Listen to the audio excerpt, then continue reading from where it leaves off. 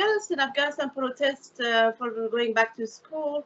At the same time, Taliban adding new restriction on women not being able to travel without a male company. In what are so Taliban are increasing all these measures on Afghan women, especially, and but they know that they are under sanctions and they are trying to remove the sanctions. Why they are so much not upholding the commitments that they are supposed to allow girls to go back to school? I think it's very difficult for many of us to understand any of these rules, and particularly why the Taliban is choosing to even increase pressure at a point where, as you say, they are trying to negotiate with the international community. You know, they're under sanctions for something very separate. They are under sanctions for their links to terrorism. And those links are continuing. And I almost wonder if they are distracting attention away from the issues of terrorism, which they not only are not controlling, but in fact, they are increasing their ties, it seems, with Al-Qaeda over time. And that's something that the world also cares about. But instead, what we are seeing is them increasing pressure on women, which is also a terrible violation of their international human rights commitments. Thomas West in Doha Forum, he was talking, he said that he's hoping the Taliban will allow the girls back to school because they're lacking any kind of commitment to the US and the world. So do you think the Taliban are taking these kind of warnings serious? At this point, they have not appeared to take any of these warnings seriously. I think they are perhaps considering this a negotiation where girls and women are negotiating, pieces for them in a bigger game. And I'll repeat, the sanctions on the Taliban are not actually about their violation of human rights. The sanctions exist because they continue to pose a terrorism threat in Afghanistan and in the region. So they will, I hope, get nowhere in the idea of getting sanctions lifted if, they suddenly reverse their stand on girls and women. That's not enough to lift sanctions. Sanctions are there for a different reason. They must comply with their international human rights obligations. So I spoke to Rina Amiri. She told VOA that there are many options for adding more measures and sanctions against the Taliban, and some of the US lawmakers already still thinking about it. How likely it is, and do you think that will really help if the Taliban will understand that this is a serious issue that they're dealing with? Well, I think if sanctions are imposed further, they should be in line with the United Nations resolution that imposes sanctions in the first place. And one such sanction that should be reimposed, in my opinion, is the travel ban on certain Taliban leaders. That doesn't hurt Afghans to reimpose that sanction. That's not something that hurts the Afghan economy. But I do think that Taliban leaders should not be allowed to travel around the world unless it is for the purpose of peace, which, at this point, it doesn't seem to be. And other measures should be taken that ideally will only target those individuals who are making these decisions. But sanctions in the United Nations context relate to the Taliban's embrace of terrorism as a tactic and their continued affiliation with terrorist groups.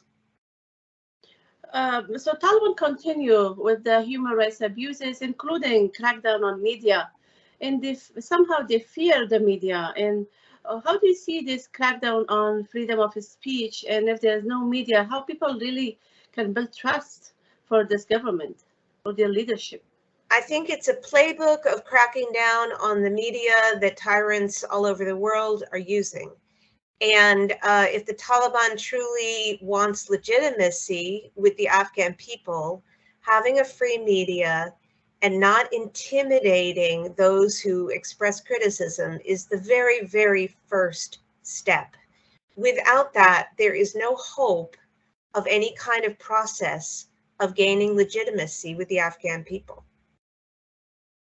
Recently, the China foreign minister was in Kabul along with the Russian officials, and they were meeting with the Taliban. So China probably has an economic interest. So what is it that Russia really wants from the Taliban?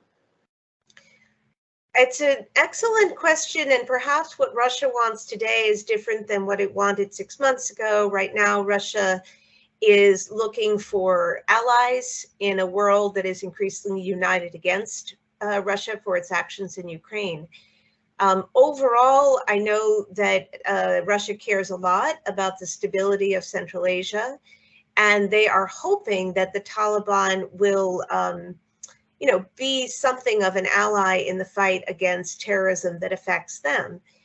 But I do think that, Russia and China have been part of a consensus at the United Nations that a legitimate government is essential to stability in Afghanistan and the region.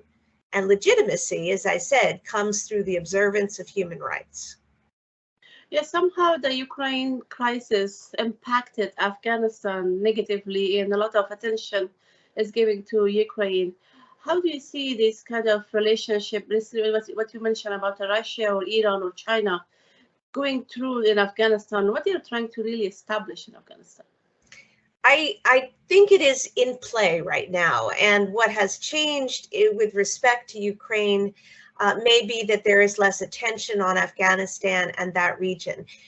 But Russia and China will always care about Afghanistan. They will always care about its resources and its strategic position. And we should never fool ourselves about that.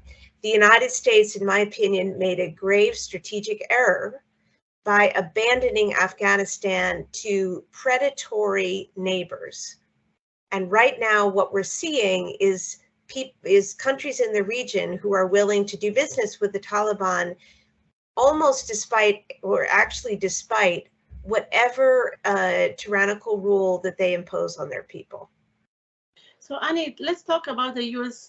Diplomatic relation with Afghanistan, and maybe some mistakes has been made, or there was miscalculation of expectation from the Taliban, starting with the Doha Agreement. How is it going through right now? How do you see, is it on the right path, the way they treat the Taliban? The United States took actions over the last 2 years that have resulted in us having very, very few tools with which to negotiate. And those actions, for example, mean that we cannot talk about any kind of security response to what is happening, and we almost have no economic tools at our disposal.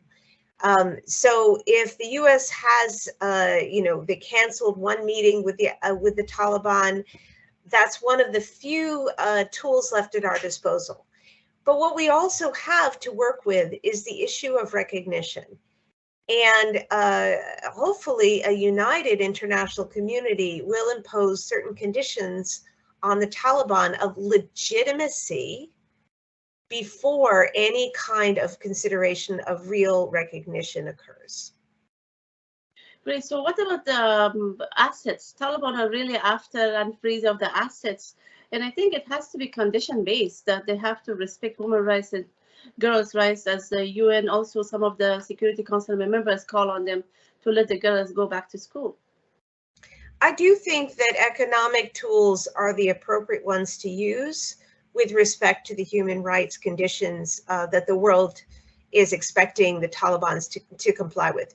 And that can include, if not direct access to Afghanistan's sovereign assets, which can only be accessed by a legitimate government, at least some kind of loosening of the restrictions on those assets to allow the private sector to, the engine of the private sector, to be able to carry more Afghans out of poverty. Yeah, so last question. So again, for the U.S. relation with the Taliban, what do you think went very wrong, which caused all this crisis in Afghanistan? And people are now suffering and dying, and Taliban adding more restriction. They're showing really the real face, that they're claiming that we will start a new era in Afghanistan with the girls going back to school. I think that would require understanding their mindset fully, and I wouldn't claim to do that. I know from the side of the international community that the strategic error was in pulling out troops without achieving any kind of true pathway to a negotiated settlement there. That was our last point of real leverage, and we took it away, and we didn't get anything in exchange. I think that error has a lot to do with the situation that Afghan people, girls, women, minorities, vulnerable populations find themselves in today.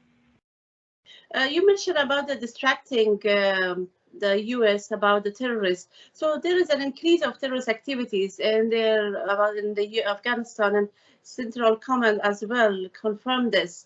So why they don't take Taliban accountable for that? Because they were supposed to cooperate with the U.S. or maybe just avoid any kind of use of terrorist activities from Afghanistan. Well, I think that the U.S. and the international community do hold them accountable, because that increase in terrorist activity, that embrace of terrorist tactics like creating a suicide bomber battalion, those are the reasons why the UN and the bilateral sanctions remain in place, because that's why they were imposed in the first place.